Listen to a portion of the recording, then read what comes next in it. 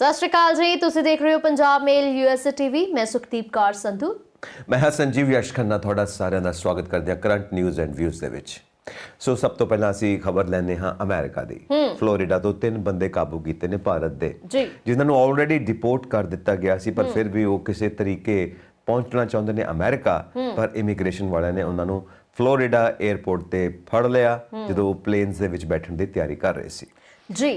ਤੇ ਜਦੋਂ ਫਲੋਰੀਡਾ ਫੜੇ ਜਾਂਦੇ ਨੇ, ਡਿਪੋਰਟ ਕਰ ਦਿੱਤਾ ਜਾਂਦਾ ਹੈ, ਫਿਰ ਤੋਂ ਪਹੁੰਚ ਜਾਂਦੇ ਨੇ, ਕਈ ਮੁਸੀਬਤਾਂ ਵੀ ਹੋ ਸਕਦੀਆਂ ਨੇ ਉਹਨਾਂ ਦੀਆਂ। ਪਰ ਇਹ ਕੀ ਪਈ ਹੈ ਇਦਾਂ ਬਾਰ-ਬਾਰ ਜਾਣ ਦੀ ਅਮਰੀਕਾ? ਜਦੋਂ ਤੁਹਾਨੂੰ ਰਿਪੋਰਟ ਕਰ ਦਿੱਤਾ, ਤੁਸੀਂ ਫਿਰ ਇਲੀਗਲ ਤਰੀਕੇ ਨਾਲ ਜਾਣ ਦੀ ਕੋਸ਼ਿਸ਼ ਕਰ ਰਹੇ ਹੋ, ਫਿਰ ਫੜੇ ਜਾਂਦੇ ਹੋ, ਫਿਰ ਕਾਨੂੰਨੀ ਕਾਰਵਾਈ ਵੀ ਹੋ ਸਕਦੀ ਹੈ, ਕੋਈ ਪੁਲਿਸ ਕੇਸ ਵੀ ਬਣ ਸਕਦਾ ਹੈ।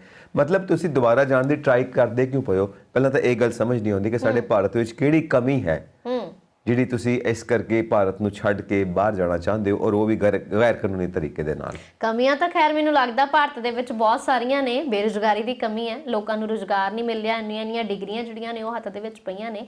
ਪਰ ਫਿਰ ਵੀ ਜੇ ਅਸੀਂ ਜਾਣਾ ਚਾਹੁੰਦੇ ਹਾਂ, ਅਸੀਂ ਬਾਹਰ ਜਾ ਕੇ ਆਪਣਾ ਫਿਊਚਰ ਸੈੱਟ ਕਰਨਾ ਚਾਹੁੰਦੇ ਹਾਂ, ਤਾਂ ਸਾਨੂੰ ਲੀਗਲੀ ਜਾਣਾ ਚਾਹੀਦਾ ਹੈ। ਕੋਈ ਵੀ ਦੇਸ਼ ਪਰਫੈਕਟ ਨਹੀਂ ਹੁੰਦਾ, ਉਹਨੂੰ ਪਰਫੈਕਟ ਬਣਾਉਣਾ ਪੈਂਦਾ ਹੈ। ਤੇ ਪਰਫੈਕਟ ਬਣਾਉਣ ਦਾ ਕੰਮ ਕੌਣ ਕਰਦੇ ਨੇ? ਜੋ ਉੱਥੋਂ ਦੇ ਨਾਗਰਿਕ ਨੇ, ਉੱਥੋਂ ਦੇ ਬਸ਼ਿੰਦੇ ਨੇ, ਉੱਥੋਂ ਦੇ ਲੋਕ ਨੇ। ਤੁਸੀਂ ਆਪਣੇ ਭਾਰਤ ਨੂੰ ਠੀਕ ਕਰਨ ਦੀ ਬਜਾਏ, ਪਰਫੈਕਟ ਬਣਾਉਣ ਦੀ ਬਜਾਏ, ਤੁਸੀਂ ਇਸ ਧਰਤੀ ਤੋਂ ਮਾਈਗ੍ਰੇਟ ਕਰਕੇ ਦੂਸਰੀ ਥਾਂ ਜਾਂਦੇ ਹੋ ਇੱਕ ਸੁਨਹਿਰੇ ਭਵਿੱਖ ਦੀ ਤਲਾਸ਼ ਦੇ ਵਿੱਚ। ਠੀਕ ਹੈ, ਹੁਣ ਜੇ ਸਾਰੇ ਇਦਾਂ ਸੋਚਣ ਲੱਗ ਪੈਣ ਤਾਂ ਭਾਰਤ ਖਾਲੀ ਹੋ ਜਾਏਗਾ, ਪਰ ਉਹ ਹੋਣਾ ਨਹੀਂ, ਇਹ ਸਾਨੂੰ ਵੀ ਪਤਾ ਹੈ। ਚੁਣਿੰਦਾ ਲੋਕ ਉੱਥੇ ਜਾਣਗੇ। ਸੋ ਜਦੋਂ ਵੀ ਜਾਓ ਤਾਂ ਆਪਣੀ ਕਾਬਲੀਅਤ ਦੇ ਬੇਸ ਤੇ ਜਾਓ ਨਾ। ਤਾਂ ਫਿਰ ਆਹ ਤਰੀਕੇ ਕਿਉਂ ਅਪਣਾਉਂਦੇ ਪਏ ਹੋ ਕਿ ਜਿਹੜੇ ਪੁੱਠੇ ਸਿੱਧੇ ਤਰੀਕੇ ਨੇ? ਫਿਰ ਆਪ ਵੀ ਫਸਦੇ ਹੋ ਤੇ ਪਿੱਛੋਂ ਪਰਿਵਾਰ ਰੁਲਦੇ ਨੇ। ਸੋ ਦੇਸ਼, ਜਿਹੜੀ ਤੁਸੀਂ ਬੇਰੁਜ਼ਗਾਰੀ ਦੀ ਗੱਲ ਕੀਤੀ ਹੈ, ਮੰਨ ਲਿਆ ਕਿ ਬੇਰੁਜ਼ਗਾਰੀ ਹੈ, ਸਭ ਕੁਝ ਹਰ ਥਾਂ ਦੇ ਉੱਤੇ ਬੇਰੁਜ਼ਗਾਰੀ ਹੋ ਸਕਦੀ ਹੈ, ਕਿਤੇ ਵੀ ਬੇਰੁਜ਼ਗਾਰੀ ਹੋ ਸਕਦੀ ਹੈ। ਮੇਰੀ ਗੱਲ ਉਹੀ ਹੈ ਕਿ ਤੁਸੀਂ ਇਸ ਨੂੰ ਠੀਕ ਕਰੋ, ਮਤਲਬ ਸਰਕਾਰਾਂ ਦੇ ਨਾਲ ਮਿਲ ਕੇ ਕੰਮ ਕਰੋ। ਤੁਸੀਂ ਸਰਕਾਰ ਵਿੱਚ ਆਓ, ਵੱਡੇ ਵੱਡੇ ਆਫਿਸਰ ਬਣੋ, ਪਾਲਿਸੀ ਮੇਕਰ ਬਣੋ, ਮਿਹਨਤ ਕਰੋ, ਪੜ੍ਹੋ, ਉਸ ਪੋਜੀਸ਼ਨ ਤੇ ਪਹੁੰਚੋ ਕਿ ਤੁਸੀਂ ਭਾਰਤ ਨੂੰ ਪਰਫੈਕਟ ਬਣਾ ਸਕੋ, ਤੁਸੀਂ ਨੌਕਰੀਆਂ ਪੈਦਾ ਕਰ ਸਕੋ, ਤੁਸੀਂ ਗਰੀਬੀ ਦੂਰ ਕਰ ਸਕੋ, ਤੁਸੀਂ ਇਸ ਤਰ੍ਹਾਂ ਦੇ ਵਿਕਾਸ ਮਾਡਲ ਬਣਾ ਸਕੋ ਜੋ ਭਾਰਤ ਨੂੰ ਪਰਫੈਕਟ ਦੇਸ਼ ਬਣਾ ਦੇਣ।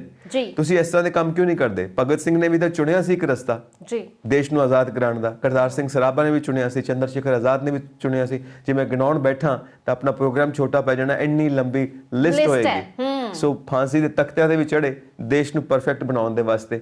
ਸਾਡੇ ਗੁਰੂ ਸਾਹਿਬਾਨ ਨੇ ਸ਼ਹੀਦੀਆਂ ਦਿੱਤੀਆਂ ਆਪਣੇ ਦੇਸ਼ ਵਾਸਤੇ, ਆਪਣੇ ਦੇਸ਼ ਵਾਸੀਆਂ ਵਾਸਤੇ। ਸੋ ਉਸ ਪ੍ਰਥਾ ਨੂੰ ਅਸੀਂ ਫੜੀਏ, ਨਾ ਕਿ ਮੈਦਾਨ ਛੱਡ ਕੇ ਭੱਜ ਜਾਈਏ ਕਿ ਚਲੋ ਜੀ ਭੱਜ ਜਾਓ ਇੱਥੋਂ, ਕਿਤੇ ਹੋਰ ਜਾ ਕੇ ਦੇਖੀਏ, ਉੱਥੇ ਜਾ ਕੇ ਵਸ ਜਾਈਏ। ਚਲੋ ਤੁਸੀਂ ਜਾਣਾ ਵੀ ਚਾਹੁੰਦੇ ਹੋ ਤਾਂ ਸਹੀ ਤਰੀਕੇ ਨਾਲ ਜਾਓ ਨਾ, ਆਪਣੇ ਟੈਲੈਂਟ ਦੇ ਬੇਸ ਤੇ, ਆਪਣੇ ਹੁਨਰ ਦੇ ਬੇਸ ਤੇ ਜਾਓ, ਆਪਣੀ ਕਾਬਲੀਅਤ ਦੇ ਬੇਸ ਤੇ ਜਾਓ, ਤਾਂ ਕਿ ਉੱਥੇ ਜਾ ਕੇ ਵੀ ਤੁਹਾਡੀ ਇੱਜ਼ਤ ਹੋਵੇ, ਤੁਹਾਡੀ ਕਦਰ ਹੋਵੇ। ਪਰ ਆਹ ਕੀ ਤਰੀਕਾ ਹੈ? ਆਪਣੀ ਵੀ ਬੇਇੱਜ਼ਤੀ, ਦੇਸ਼ ਦੀ ਵੀ ਬੇਇੱਜ਼ਤੀ ਕਰਵਾਉਂਦੇ ਪਏ ਹੋ। ਹੁਣ ਅੱਗੇ ਜਾ ਕੇ ਕੀ ਬਣਨਾ ਤੁਹਾਡਾ ਇਹ ਵੀ ਨਹੀਂ ਪਤਾ। ਕਾਨੂੰਨ ਆਪਣਾ ਕੰਮ ਕਰੇਗਾ ਹੀ ਕਰੇਗਾ, ਕਾਰਵਾਈ ਹੋਣੀ ਜ਼ਰੂਰੀ ਹੈ। ਬਿਲਕੁਲ, ਜੇ ਤੁਸੀਂ ਜਾਣਾ ਚਾਹੁੰਦੇ ਹੋ ਤਾਂ ਤੁਹਾਨੂੰ ਇਸ ਤਰੀਕੇ ਦੇ ਨਾਲ ਜਾਣਾ ਚਾਹੀਦਾ ਹੈ ਕਿ ਤੁਸੀਂ ਆਪਣਾ ਭਵਿੱਖ ਜਿਹੜਾ ਉਹ ਵੀ ਬਣਾ ਸਕੋ, ਘਰ ਦੇ ਵੀ ਪਿੱਛੇ ਖੁਸ਼ ਹੋਣ।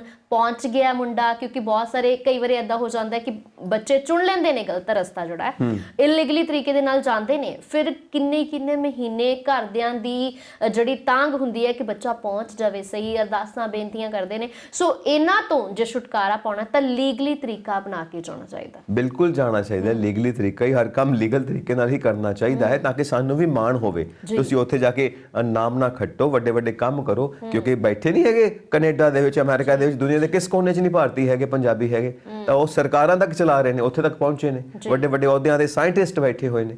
ਤਾਂ Nobel prize winner Hargobind Khorana, ਉਹ ਵੀ ਅਮਰੀਕਾ ਦੇ ਵਿੱਚ ਸੈਟਲਡ ਨੇ।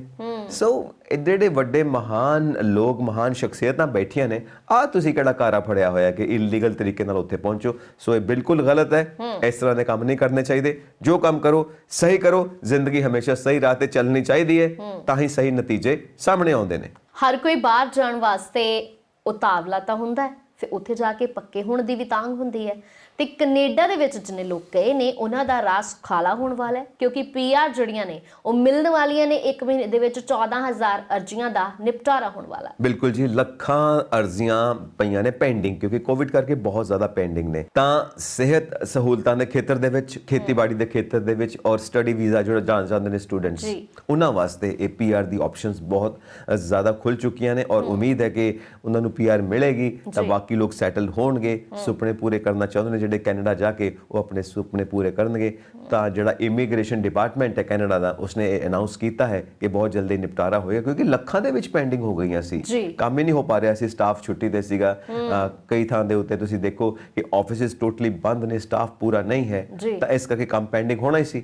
ਹੁਣ ਜਾ ਕੇ ਜਦੋਂ ਕੰਮ ਖੁੱਲਿਆ ਹੈ ਤਾਂ ਸਟੂਡੈਂਟਸ ਵੀ ਖੁਸ਼ ਨੇ, ਔਰ ਭਾਰਤ ਦੇ ਸਟੂਡੈਂਟਸ ਦਾ ਹਮੇਸ਼ਾ ਜਿਹੜੇ ਇਮੀਗ੍ਰੇਸ਼ਨ ਦੇ ਉਹਨਾਂ ਦੇ ਸਲਾਹਕਾਰ ਨੇ ਉਹਨਾਂ ਨੂੰ ਫੋਨ ਕਰਕੇ ਪੁੱਛਦੇ ਹੀ ਰਹਿੰਦੇ ਨੇ ਆਪਣੀ ਭਾਸ਼ਾ ਦੇ ਵਿੱਚ, ਸਰ ਜੀ ਮੇਰੀ ਫਾਈਲ ਦਾ ਕੀ ਹੋਇਆ, ਮੇਰੀ ਫਾਈਲ ਕਲੀਅਰ ਹੋਈ ਕਿ ਨਹੀਂ ਹੋਈ। ਹੁਣ ਉਹਨਾਂ ਕੋਲ ਵੀ ਕੋਈ ਜਵਾਬ ਬਣ ਜਾਊਗਾ ਦੇਣ ਵਾਲਾ, ਬਈ ਪ੍ਰੋਸੈਸ ਜਾਰੀ ਹੈ। ਇਮੀਗ੍ਰੇਸ਼ਨ ਡਿਪਾਰਟਮੈਂਟ ਨੇ ਕਹਿ ਦਿੱਤਾ ਕਿ ਹਰ ਮਹੀਨੇ 14,000 ਐਪਲੀਕੇਸ਼ਨਸ ਅਸੀਂ ਕਲੀਅਰ ਕਰਾਂਗੇ, ਤੇ ਦਸੰਬਰ ਦੇ ਮਹੀਨੇ ਤੋਂ, ਇਸ ਮਹੀਨੇ ਤੋਂ ਉਹਨਾਂ ਨੇ ਇਹ ਕਾਰਵਾਈ ਸ਼ੁਰੂ ਕਰ ਦਿੱਤੀ ਹੈ ਪੂਰੀ ਤਰ੍ਹਾਂ। ਬਿਲਕੁਲ, ਔਰ ਪਿਛਲੇ ਜਿਹੜੇ ਸਾਲ ਦੇ ਵਿੱਚ ਜਿੰਨੇ ਨਾਗਰਿਕਾਂ ਨੂੰ ਪੀਆਰ ਦੇਣੀ ਸੀ ਉਹ ਵੀ ਪੂਰਾ ਹੋ ਗਿਆ, ਕਿਉਂਕਿ 4,01,000 ਲੋਕਾਂ ਨੂੰ ਜਿਹੜਾ ਹੈ ਪੀਆਰ ਅਰਜ਼ੀਆਂ ਜਿਹੜੀਆਂ ਨੇ ਉਹ ਕਲੀਅਰ ਹੋ ਗਈਆਂ ਨੇ, ਉਹਨਾਂ ਨੂੰ ਪੀਆਰ ਮਿਲ ਚੁੱਕੀ ਹੈ। ਸੋ ਹੁਣ ਅੱਗੇ ਜਿਹੜੇ ਵੀ ਸਾਲਾਂ ਦੇ ਵਿੱਚ ਜੋ ਵੀ ਉਹਨਾਂ ਦਾ ਪਲੈਨਿੰਗ ਹੋਏਗਾ, ਕੈਨੇਡਾ ਦੀ ਇਮੀਗ੍ਰੇਸ਼ਨ ਦਾ ਜੋ ਵੀ ਪਲੈਨਿੰਗ ਹੋਏਗਾ, ਕਿੰਨੇ ਲੋਕਾਂ ਨੂੰ ਅਸੀਂ ਪੀਆਰ ਦੇਣੀ ਹੈ, ਉਹ ਸਾਰਾ ਨਾਲ ਦੀ ਨਾਲ ਹੁਣ ਚੱਲਦਾ ਰਹੇਗਾ। ਯਾਨੀ ਕਿ ਪ੍ਰੋਸੈਸ ਜਿਹੜਾ ਹੈ ਉਹ ਸਟਾਰਟ ਹੋ ਚੁੱਕਾ ਹੈ। ਮੇਰਾ ਖਿਆਲ ਹੈ ਰਿਕਾਰਡ ਬ੍ਰੇਕਿੰਗ ਹੋਏਗੀ ਜਦੋਂ ਵੀ ਪੀਆਰ ਦੀ ਸਾਰੀ ਕੰਪਲੀਟ ਹੋਏਗੀ ਪ੍ਰੋਸੈਸ, ਤਾਂ ਇੱਕ ਰਿਕਾਰਡ ਬ੍ਰੇਕ ਹੋ ਗਿਆ ਕਿ ਇੰਨੀ ਪੀਆਰਸ ਪਹਿਲਾਂ ਕਦੀ ਦਿੱਤੀਆਂ ਨਹੀਂ ਗਈਆਂ ਕੈਨੇਡਾ ਵੱਲੋਂ। ਖੈਰ, ਅਸੀਂ ਉਮੀਦ ਕਰਦੇ ਹਾਂ ਕਿ ਇੱਕ ਸੁਨਹਿਰੀ ਭਵਿੱਖ ਤੁਹਾਨੂੰ ਸਾਰਿਆਂ ਨੂੰ ਮਿਲੇ। ਜੋ ਵੀ ਕੋਸ਼ਿਸ਼ ਕਰ ਰਹੇ ਹੋ ਅੱਗੇ ਵਧੋ, ਜ਼ਰੂਰ ਤਰੱਕੀ ਕਰੋ ਤੇ ਆਪਣੇ ਭਾਰਤ ਦਾ, ਆਪਣੇ ਦੇਸ਼ ਦਾ, ਆਪਣੇ ਮਾਂ-ਪਿਓ ਦਾ ਨਾਮ ਰੋਸ਼ਨ ਕਰੋ। ਜੀ, ਅਸੀਂ ਬਾਹਰ ਜਦੋਂ ਚਲੇ ਜਾਂਦੇ ਆ, ਫਿਰ ਉੱਥੇ ਜਾ ਕੇ ਸਾਨੂੰ ਕੋਵਿਡ ਦੇ ਦੌਰਾਨ ਬਹੁਤ ਸਾਰੀਆਂ ਜਿਹੜੇ ਪ੍ਰੋਸੈਸ ਹੁੰਦੇ ਨੇ ਉਹਦੇ ਵਿੱਚੋਂ ਨਿਕਲਣਾ ਪੈਂਦਾ। ਹੁਣ ਕੈਨੇਡਾ ਦੇ ਵਿੱਚ ਟੋਰਾਂਟੋ ਦਾ ਪੀਅਰਸਨ ਜਿਹੜਾ ਨੈਸ਼ਨਲ 에ਅਰਪੋਰਟ ਹੈ, ਉੱਥੇ ਹੁਣ ਟੈਸਟ ਜਿਹੜੇ ਨੇ ਉਹ ਸਟਾਰਟ ਹੋ ਜਾਣੇ ਨੇ। 6 ਦਸੰਬਰ ਤੋਂ ਟੈਸਟ ਸਟਾਰਟ ਹੋਣ ਵਾਲੇ ਨੇ। ਸਿਰਫ ਤੇ ਸਿਰਫ ਅਮਰੀਕਾ ਦੇ ਜਿਹੜੇ ਪੱਕੇ ਨਿਵਾਸੀ ਨੇ ਉਹਨਾਂ ਨੂੰ ਛੋਟ ਮਿਲਣ ਵਾਲੀ ਹੈ, ਬਾਕੀ ਸਾਰਿਆਂ ਦੇ ਟੈਸਟ ਹੋਣੇ ਲਾਜ਼ਮੀ ਨੇ। ਬਿਲਕੁਲ ਜੀ, ਕਰੋਨਾ ਦਾ ਟੈਸਟ ਹੋਏਗਾ 에ਅਰਪੋਰਟ ਦੇ ਉੱਤੇ ਟੋਰਾਂਟੋ, ਕਿਉਂਕਿ ਕੈਨੇਡਾ ਨੇ ਨਵੀਂ ਐਡਵਾਈਜ਼ਰੀ ਜਾਰੀ ਕੀਤੀ ਹੈ, ਭਾਵੇਂ ਤੁਹਾਨੂੰ ਟੀਕੇ ਲੱਗੇ ਵੀ ਹੋਏ ਨੇ ਤਾਂ ਵੀ। ਔਰ ਜਦੋਂ ਤੱਕ ਤੁਹਾਡੀ ਰਿਪੋਰਟ ਨਹੀਂ ਆ ਜਾਂਦੀ ਕਰੋਨਾ ਟੈਸਟ ਦੀ, ਉਦੋਂ ਤੱਕ ਤੁਹਾਨੂੰ ਇਕਾਂਤਵਾਸ ਵਿੱਚ ਰਹਿਣਾ ਪਏਗਾ ਤੇ ਨੈਗੇਟਿਵ ਰਿਪੋਰਟ ਆਉਣ ਤੇ ਹੀ ਤੁਹਾਨੂੰ ਛੋਟ ਮਿਲੇਗੀ। ਸੋ ਇਹ ਬਹੁਤ ਜ਼ਿਆਦਾ ਸਟ੍ਰਿਕਟ ਹੋ ਗਈ ਹੈ ਕੈਨੇਡਾ ਦੀ ਗਵਰਨਮੈਂਟ ਇਸ ਗੱਲ ਨੂੰ ਲੈ ਕੇ। ਔਰ ਅਮਰੀਕਾ ਦੇ ਨਿਵਾਸੀ ਦਾ ਤੁਸੀਂ ਦੱਸ ਹੀ ਦਿੱਤਾ ਕਿ ਜਿਹੜੇ ਪੱਕੇ ਨੇ ਉਹਨਾਂ ਨੂੰ ਛੋਟ ਮਿਲੇਗੀ, ਹੋਰ ਕਿਸੇ ਨੂੰ ਕੋਈ ਛੋਟ ਨਹੀਂ ਹੈ। ਔਰ ਅਸੀਂ ਜਿਹੜਾ ਦੇਖ ਰਹੇ ਹਾਂ ਵੇਰੀਐਂਟ ਦਾ ਆ ਗਿਆ ਹੈ ਓਮਿਕਰੋਨ, ਉਸ ਕਰਕੇ ਹੋਰ ਖਤਰਾ ਵੱਧ ਗਿਆ ਹੈ। ਇਸ ਕਰਕੇ ਬਹੁਤ ਸਾਰੇ ਦੇਸ਼ਾਂ ਦੀਆਂ ਜਿਹੜੀਆਂ ਗਵਰਨਮੈਂਟਸ ਨੇ ਉਹ ਆਪਣੇ ਦਰਵਾਜ਼ੇ ਬੰਦ ਕਰ ਰਹੀਆਂ ਨੇ ਪ੍ਰਵਾਸੀਆਂ ਵਾਸਤੇ, ਵਿਦੇਸ਼ੀਆਂ ਵਾਸਤੇ। ਸੋ ਲੋਕਡਾਊਨ ਵਰਗੀ ਸਥਿਤੀ ਪੈਦਾ ਹੋਣ ਲੱਗੀ ਹੈ, ਪਰ ਅਸੀਂ ਉਮੀਦ ਕਰਦੇ ਹਾਂ ਕਿ ਕੁਝ ਨਾ ਕੁਝ ਹੋਰ ਰਾਹ ਕੱਢੇ ਜਾਣਗੇ, ਜਿਸ ਕਰਕੇ ਉਹ ਪੁਰਾਣੀਆਂ ਰਿਵਾਇਤਾਂ ਜੋ ਲੋਕਡਾਊਨ ਦੀਆਂ ਨੇ ਸ਼ਾਇਦ ਇਸ ਵਾਰ ਨਾ ਹੋਣ। ਇਸ ਵਾਰ ਕੁਝ ਹੋਰ ਤਰੀਕੇ ਨਾਲ ਕੰਟਰੋਲ ਕਰਨ ਦੀ ਕੋਸ਼ਿਸ਼ ਕੀਤੀ ਜਾਏ, ਕੁਝ ਇਹਤਿਆਤੀ ਕਦਮ ਚੁੱਕੇ ਜਾਣ, ਕੁਝ ਇੰਜੈਕਸ਼ਨਸ ਦੇ ਜ਼ਰੀਏ ਜਾਂ ਕੁਝ ਜਿਵੇਂ ਸੋਸ਼ਲ ਡਿਸਟੈਂਸਿੰਗ, ਮਾਸਕ ਪਾਉਣਾ, ਇਹ ਸਭ ਅਪਣਾ ਕੇ ਸ਼ਾਇਦ ਇਸ ਸਥਿਤੀ ਨਾਲ ਨਜਿੱਠਿਆ ਜਾਵੇ।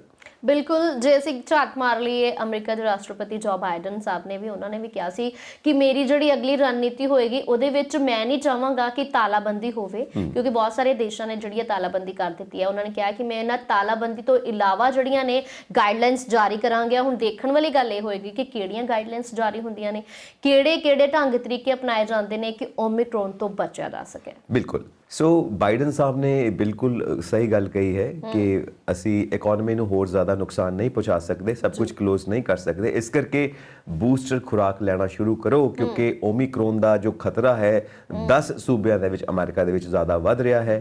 ਔਰ ਜੋ ਸਰਦੀਆਂ ਦੇ ਵਿੱਚ ਤੇ ਮਾਹਿਰ ਕਹਿੰਦੇ ਨੇ ਖਾਸ ਤੌਰ ਤੇ ਵੱਧ ਸਕਦਾ ਹੈ। ਇਸ ਕਰਕੇ ਉਹਨਾਂ ਨੇ ਕਿਹਾ ਹੈ ਕਿ ਜੋ ਵੀ ਇਹਤਿਆਤ ਤੁਸੀਂ ਰੱਖ ਸਕੋ ਉਹ ਜ਼ਰੂਰ ਰੱਖੋ ਤੇ ਬੂਸਟਰ ਖੁਰਾਕ ਜ਼ਰੂਰ ਲਵੋ, ਜਿਹੜੀ ਦੋਨੋਂ ਇੰਜੈਕਸ਼ਨਸ ਲੈਣ ਤੋਂ 6 ਮਹੀਨੇ ਬਾਅਦ ਲਿੱਤੀ ਜਾਂਦੀ ਹੈ, ਉਹਦਾ ਲੈਣਾ ਜ਼ਰੂਰੀ ਹੈ ਤਾਂ ਕਿ ਇਸ ਓਮਿਕਰੋਨ ਤੋਂ ਬਚਿਆ ਜਾ ਸਕੇ। ਸੋ ਉਹਨਾਂ ਨੇ ਹਰੇਕ ਨੂੰ ਹੀ ਇਹ ਹਿਦਾਇਤ ਦਿੱਤੀ ਹੈ, ਚਾਹੇ ਕੋਈ ਸਰਕਾਰੀ ਡਿਪਾਰਟਮੈਂਟ 'ਚ ਕੰਮ ਕਰਦੇ ਨੇ, ਉਹਨਾਂ ਦੇ ਆਫਿਸ 'ਚ ਕੰਮ ਕਰਦੇ ਨੇ, ਚਾਹੇ ਕਿਤੇ ਨਿੱਜੀ ਸੰਸਥਾ 'ਚ ਕੰਮ ਕਰਦੇ ਨੇ, ਚਾਹੇ ਪ੍ਰਾਈਵੇਟ ਸੈਕਟਰ 'ਚ ਨੇ, ਪ੍ਰੋਫੈਸ਼ਨਲ ਨੇ, ਐਵਰੀਬਡੀ, ਸਭ ਨੂੰ ਇਹ ਖਿਆਲ ਰੱਖਣਾ ਚਾਹੀਦਾ ਹੈ, ਕਿਉਂਕਿ ਬਚਾਵ ਦੇ ਵਿੱਚ ਹੀ ਬਚਾਵ ਹੈ। ਓਮਿਕਰੋਨ ਦੀ ਜੇ ਗੱਲ ਕਰ ਲਈਏ ਤਾਂ ਓਮਿਕਰੋਨ ਜਿਹੜਾ ਹੈ ਉਹ ਸ਼ਿਕਾਰ ਬਣਾ ਰਿਹਾ ਛੋਟੀ ਉਮਰ ਨੂੰ। ਛੋਟੀ ਉਮਰ ਯਾਨੀ 5 ਸਾਲ ਤੋਂ ਘੱਟ ਜਿੰਨੇ ਵੀ ਬੱਚੇ ਨੇ ਉਹਨਾਂ ਨੂੰ ਜ਼ਿਆਦਾ ਸ਼ਿਕਾਰ ਬਣਾ ਰਿਹਾ। ਸੋ ਜਸਟਿਨ ਟਰੂਡੋ ਨੇ ਆਪਣੇ ਬਿਆਨ ਦੇ ਵਿੱਚ ਦੱਸਿਆ ਹੈ ਕਿ 5 ਸਾਲ ਤੋਂ ਛੋਟੇ ਬੱਚੇ ਆ ਜਿਹੜੇ ਉਹਨਾਂ ਦਾ ਬਚਾਅ ਕਰਨਾ ਬਹੁਤ ਜ਼ਰੂਰੀ ਹੈ। ਬਿਲਕੁਲ ਜੀ, ਇਹ ਜਿਹੜਾ ਵੇਰੀਐਂਟ ਆਇਆ ਨਾ ਓਮਿਕਰੋਨ, ਇਹ ਨਵਾਂ ਰੁਝਾਨ ਲੈ ਕੇ ਆ ਰਿਹਾ ਹੈ। 5 ਸਾਲ ਤੋਂ ਛੋਟੇ ਬੱਚੇ ਜਿਹੜੇ ਹੈਗੇ ਨੇ ਉਹਨਾਂ ਵਿੱਚ ਵੀ ਇਹ ਬਹੁਤ ਜ਼ਿਆਦਾ ਮਾਤਰਾ ਦੇ ਵਿੱਚ ਵੱਧਦਾ ਪਿਆ ਹੈ, ਯੂਥ ਦੇ ਵਿੱਚ ਵੱਧਦਾ ਪਿਆ ਹੈ, ਬਜ਼ੁਰਗਾਂ ਨੂੰ ਵੀ ਨਹੀਂ ਛੱਡਦਾ ਪਿਆ, ਬਲਕਿ ਇਹਦੇ ਰੁਝਾਨ ਹੀ ਨਵੇਂ ਨੇ। ਜੋ ਸਾਇੰਟਿਸਟ ਨੇ ਉਹ ਖੁਦ ਸੋਚ ਰਹੇ ਨੇ ਕਿ ਕਿੱਧਰ ਨੂੰ ਜਾ ਰਿਹਾ ਹੈ ਕੇਸ ਸਾਰੇ, ਕਿਉਂਕਿ ਉਹਨਾਂ ਵਾਸਤੇ ਇੱਕ ਨਵੀਂ ਚੀਜ਼ ਹੈ, ਨਵਾਂ ਐਕਸਪੀਰੀਅੰਸ ਹੈ, ਔਰ ਇਸ ਵੇਰੀਐਂਟ ਦੇ ਹਜੇ ਤੱਕ ਸਾਡੇ ਕੋਲ ਕੋਈ ਤੋੜ ਵੀ ਮੌਜੂਦ ਨਹੀਂ ਹੈਗੇ। ਇਸ ਕਰਕੇ ਜਸਟਿਨ ਟਰੂਡੋ ਬਹੁਤ ਜ਼ਿਆਦਾ ਜ਼ਿਆਦਾ ਇਸ ਗੱਲ ਨੂੰ ਲੈ ਕੇ ਫਿਕਰਮੰਦ ਵੀ ਨੇ, ਹੋਣਾ ਵੀ ਚਾਹੀਦਾ ਹੈ, ਪ੍ਰਾਈਮ ਮਿਨਿਸਟਰ ਨੇ। ਬਿਲਕੁਲ। ਸੋ ਗੱਲ ਇਹ ਹੈ ਕਿ ਜਿਸ ਚੀਜ਼ ਦਾ ਸਾਨੂੰ ਪਤਾ ਨਾ ਹੋਵੇ ਔਰ ਉਹ ਸਿਰ ਤੇ ਆ ਕੇ ਖਤਰਾ ਖੜਾ ਹੋ ਜਾਵੇ ਤਾਂ ਉਸ ਵਕਤ ਕਹਿੰਦੇ ਨੇ ਨਾ ਹੱਥਾਂ ਪੈਰਾਂ ਦੀ ਪੈ ਜਾਂਦੀ ਹੈ। ਇਹ ਉਹੀਓ ਹਾਲਤ ਹੋਈ ਹੈ। ਦੱਖਣੀ ਅਫਰੀਕਾ ਤੋਂ ਇਹ ਤੁਰਿਆ ਤੇ ਹੁਣ ਪਤਾ ਨਹੀਂ ਕਿੱਥੇ ਕਿੱਥੇ ਜਾ ਰਿਹਾ ਹੈ, ਕਿਸ ਹਾਲਤ 'ਚ ਜਾ ਰਿਹਾ ਹੈ। ਸੋ ਅਮਰੀਕਾ ਵੀ ਜਿੱਥੇ ਪਰੇਸ਼ਾਨ ਹੈ, ਕੈਨੇਡਾ ਵੀ ਉੱਥੇ ਪਰੇਸ਼ਾਨ ਹੈ, ਕਿਉਂਕਿ ਹੱਦਾਂ ਨਾਲ ਲੱਗਦੀਆਂ ਨੇ ਤਾਂ ਉਹ ਜ਼ਿਆਦਾ ਖਤਰਾ ਹੁੰਦਾ ਹੈ ਕਿ ਇੱਕ ਥਾਂ ਤੋਂ ਫੈਲਿਆ ਤੇ ਦੂਜੀ ਥਾਂ ਤੇ ਆ ਸਕਦਾ ਹੈ। ਤਾਂ ਇਸ ਕਰਕੇ ਜਿਹੜੇ ਉਹਨਾਂ ਦੇ ਬਾਰਡਰਸ ਨੇ, ਸ਼ਾਇਦ ਉੱਥੇ ਵੀ ਹੁਣ ਚੈਕਿੰਗ ਵਧਾ ਦਿੱਤੀ ਜਾਵੇ ਕਿ ਉੱਥੋਂ ਇੱਧਰ ਤੇ ਇੱਧਰੋਂ ਉੱਧਰ ਕੋਈ ਵੀ ਜੋ ਓਮਿਕਰੋਨ ਨਾਲ ਗ੍ਰਸਤ ਪੇਸ਼ੈਂਟ ਹੈ ਨਾ ਜਾ ਸਕੇ, ਉਹਨੂੰ ਫੜਿਆ ਜਾ ਸਕੇ ਔਰ ਸਿੰਪਟਮਸ ਦੇਖੇ ਜਾਣ ਤਾਂ ਕਿ ਉਹਨਾਂ ਦਾ ਤੋੜ ਲੱਭਿਆ ਜਾ ਸਕੇ। ਸੋ ਇਹ ਹਰ ਥਾਂ ਦੇ ਉੱਤੇ ਇੱਕ ਖਤਰਾ ਪੈਦਾ ਹੋ ਗਿਆ ਹੈ, ਨਵਾਂ ਖਤਰਾ ਪੈਦਾ ਹੋ ਗਿਆ ਹੈ। ਭਾਰਤ ਦੇ ਵਿੱਚ ਵੀ ਤੁਸੀਂ ਦੇਖਦੇ ਹੋ ਇਹੋ ਹਾਲ ਹੈ, ਕਿਉਂਕਿ ਇੱਥੇ ਵੀ ਕੇਸਿਸ ਮਿਲੇ ਨੇ, ਇੱਥੇ ਵੀ ਇੱਕ ਰੈੱਡ ਅਲਰਟ ਵਾਲੀ ਸਥਿਤੀ ਹੈ। ਇਸ ਕਰਕੇ ਸਾਨੂੰ ਸਾਰਿਆਂ ਨੂੰ ਨਜਿੱਠਣਾ ਪਏਗਾ। ਇਸ ਕਰਕੇ ਉਹੀ ਚੀਜ਼ ਹੈ ਕਿ ਜਿੰਨੇ ਅਸੀਂ ਆਪਣੇ ਆਪ ਨੂੰ ਬਚਾ ਕੇ ਰੱਖਾਂਗੇ ਉਨੇ ਹੀ ਅਸੀਂ ਸੇਫ ਰਵਾਂਗੇ। ਬਚਾਅ ਦੇ ਵਿੱਚ ਹੀ ਬਚਾਏ, ਤਾਂ ਹੀ ਕਹਿੰਦੇ ਨੇ ਕਿ ਹੱਥ ਜਿਹੜੇ ਨੇ ਉਹ ਬਾਰ-ਬਾਰ ਧੋਣੇ ਚਾਹੀਦੇ ਨੇ। ਸੋ ਸੈਨੀਟਾਈਜ਼ਰ ਦਾ ਇਸਤੇਮਾਲ ਕਰਨਾ ਚਾਹੀਦਾ ਹੈ, ਮਾਸਕ ਪਾ ਕੇ ਰੱਖਣਾ ਚਾਹੀਦਾ ਹੈ ਤਾਂ ਕਿ ਅਸੀਂ ਆਪਣਾ ਬਚਾਅ ਖੁਦ ਕਰ ਸਕੀਏ। ਬਿਲਕੁਲ ਜੀ, ਸੇਮ ਹਦਾਇਤਾਂ ਨੇ ਜੋ ਹਦਾਇਤਾਂ ਪਹਿਲਾਂ ਕਰੋਨਾ ਵਾਲੇ ਸੀ, ਉਹੀ ਹਦਾਇਤਾਂ ਨੇ। ਉਹ ਸ਼ਾਇਦ ਇਹ ਜਿਹੜਾ ਨਵਾਂ ਰੁਝਾਨ ਓਮਿਕਰੋਨ ਦਿਖਾ ਰਿਹਾ ਹੈ, ਸ਼ਾਇਦ ਕੋਈ ਹੋਰ ਹਦਾਇਤਾਂ ਵੀ ਜਾਰੀ ਕੀਤੀਆਂ ਜਾਣ, ਪਰ ਜਦੋਂ ਤੱਕ ਲੈਬ ਟੈਸਟਿੰਗ ਤੋਂ ਬਾਅਦ ਨਤੀਜੇ ਸਾਹਮਣੇ ਨਹੀਂ ਆਉਂਦੇ, ਸ਼ਾਇਦ ਮਾਹਿਰ ਵਿਗਿਆਨਿਕ ਵੀ ਕੁਝ ਨਹੀਂ ਕਹਿ ਸਕਦੇ। ਸੋ ਇਹਨਾਂ ਸਾਰੀਆਂ ਖਬਰਾਂ ਦੇ ਵਿੱਚ ਇੱਕ ਹੋਰ ਖੁਸ਼ੀ ਦੀ ਖਬਰ ਵੀ ਹੈ ਕਿ ਜਸਟਿਨ ਟਰੂਡੋ ਨੇ, ਜੋ ਕੈਨੇਡਾ ਦੇ ਪ੍ਰਾਈਮ ਮਿਨਿਸਟਰ ਨੇ, ਉਹਨਾਂ ਨੇ ਹੋਰ 3 ਜਾਣੇ ਜੋ ਭਾਰਤ ਦੇ ਮੂਲ ਨਿਵਾਸੀ ਨੇ ਉਹਨਾਂ ਨੂੰ ਆਪਣੇ ਕੈਬਨਿਟ ਦੇ ਵਿੱਚ ਸ਼ਾਮਿਲ ਕੀਤਾ ਹੈ ਔਰ ਅਹੁਦੇ ਦਿੱਤੇ ਨੇ। ਇਹ ਸਾਡੇ ਵਾਸਤੇ ਵੀ ਮਾਣ ਦੀ ਗੱਲ ਹੈ। ਔਰ ਜਿਸ ਤਰ੍ਹਾਂ ਭਾਰਤੀ ਜਾ ਕੇ ਵਿਦੇਸ਼ੀ ਧਰਤੀ ਦੇ ਉੱਤੇ ਆਪਣੇ ਕੰਮਾਂ ਦੇ ਜ਼ਰੀਏ ਆਪਣੇ ਦੇਸ਼ ਦਾ ਨਾਂ ਰੋਸ਼ਨ ਕਰਦੇ ਨੇ, ਆਪਣੀ ਕਾਬਲੀਅਤ ਨੂੰ ਚਮਕਾਉਂਦੇ ਨੇ ਔਰ ਉੱਥੇ ਵੀ ਜਾ ਕੇ ਉਹਨਾਂ ਨੂੰ ਮਦਦ ਦਿੰਦੇ ਨੇ। ਇਹਨੂੰ ਕਿਹਾ ਜਾਂਦਾ ਹੈ ਕਿ ਜਿੱਥੇ ਬ੍ਰੇਨ ਡਰੇਨ ਕਹਿੰਦੇ ਸੀ ਨਾ, ਹੁਣ ਇਹ ਬ੍ਰੇਨ ਗੇਮ ਹੋ ਗਈ ਹੈ, ਬਲਕਿ ਬ੍ਰੇਨ ਗੇਨ ਵੀ ਹੋ ਗਿਆ ਹੈ ਨਾਲ, ਕਿਉਂਕਿ ਦੋਵਾਂ ਦੇਸ਼ਾਂ ਨੂੰ ਫਾਇਦਾ ਹੋਏਗਾ। ਜਿੱਥੇ ਸਾਡੇ ਭਾਰਤ ਦੇ ਨਿਵਾਸੀ ਉੱਥੇ ਜਾ ਕੇ ਗਵਰਨਮੈਂਟ ਦੇ ਵਿੱਚ ਬੈਠਣਗੇ ਤਾਂ ਭਾਰਤ ਦੀ ਗੱਲ ਵੀ ਕਰ ਸਕਦੇ ਨੇ। ਦੋਵਾਂ ਦੇਸ਼ਾਂ ਦੇ ਵਿੱਚ ਜਿਹੜੇ ਸੰਬੰਧ ਨੇ ਹੋਰ ਜ਼ਿਆਦਾ ਸੁਧਰ ਸਕਦੇ ਨੇ, ਵਪਾਰ ਵੱਧ ਸਕਦਾ ਹੈ। ਸਿੱਖਿਆ ਦਾ ਤਾਂ ਅਸੀਂ ਦੇਖਦੇ ਪਏ ਹਾਂ ਕਿ ਸਾਡੇ ਉੱਥੇ ਸਟੂਡੈਂਟਸ ਜਾਂਦੇ ਨੇ, ਹੁਣ PR ਦਾ ਵੀ ਜ਼ਿਆਦਾ ਹੋਣ ਲੱਗਾ ਹੈ, ਕਿਉਂਕਿ 14,000 ਐਪਲੀਕੇਸ਼ਨ ਉਹਨਾਂ ਨੇ ਹਰ ਮਹੀਨੇ ਕਲੀਅਰ ਕਰਨੀਆਂ ਨੇ। ਤਾਂ ਨਾਲ ਦੀ ਨਾਲ ਇਹ ਵੀ ਖੁਸ਼ਖਬਰੀ ਕਿ ਉਹਨਾਂ ਦੇ ਕੈਬਨਿਟ ਦੇ ਵਿੱਚ 3 ਹੋਰ ਭਾਰਤੀ ਸ਼ਾਮਿਲ ਹੋ ਗਏ ਨੇ, ਤਾਂ ਇਹ ਸਾਡੇ ਵਾਸਤੇ ਮਾਣ ਦੀ ਗੱਲ ਹੈ। ਬਿਲਕੁਲ ਮਾਣ ਦੀ ਗੱਲ ਹੈਗੀ ਹੈ, ਕਿਉਂਕਿ ਭਾਰਤੀ ਜਿਹੜੇ ਨੇ ਹਰੇਕ ਜਗ੍ਹਾ ਤੇ ਜਾ ਕੇ ਆਪਣਾ ਇੱਕ ਵੱਖਰਾ ਸਥਾਨ ਬਣਾ ਲੈਂਦੇ ਨੇ। ਤੇ ਹੁਣ ਟਰੂਡੋ ਸਾਹਿਬ ਨੇ ਵੀ ਜਿਹੜਾ ਹੈ ਆਪਣੀ ਕੈਬਨਿਟ ਦੇ ਵਿੱਚ 3 ਮੂਲ ਭਾਰਤੀਆਂ ਨੂੰ ਜਿਹੜਾ ਸ਼ਾਮਿਲ ਕਰਕੇ ਦੱਸ ਦਿੱਤਾ ਹੈ, ਬਲਕਿ ਭਾਰਤੀਆਂ ਨੇ ਵੀ ਦੱਸ ਦਿੱਤਾ ਹੈ ਕਿ ਅਸੀਂ ਦੂਸਰੀ ਧਰਤੀ ਤੇ ਆ ਕੇ ਵੀ ਆਪਣੇ ਝੰਡੇ ਜਿਹੜੇ ਇਸੇ ਤਰ੍ਹਾਂ ਝੂਲਦੇ ਰਹਿਣਗੇ। ਸਰ ਬਿਲਕੁਲ ਜੀ, ਕਾਬਲੀਅਤ ਹੈ। ਔਰ ਕਹਿੰਦੇ ਨੇ ਨਾ ਕਿ ਜਿਹੜਾ ਏਸ਼ੀਅਨ ਬ੍ਰੇਨ ਹੈ ਨਾ, ਇਹ ਸਾਰੀ ਦੁਨੀਆ 'ਚ ਸਭ ਤੋਂ ਕਮਾਲ ਦਾ ਬ੍ਰੇਨ ਹੈ। ਪਤਾ ਨਹੀਂ ਕਿਸ ਤਰ੍ਹਾਂ ਦੇ ਕਮਾਲ ਇਹਦੇ ਅੰਦਰ ਕੁਦਰਤ ਨੇ ਵਸਾਏ ਹੋਏ ਨੇ।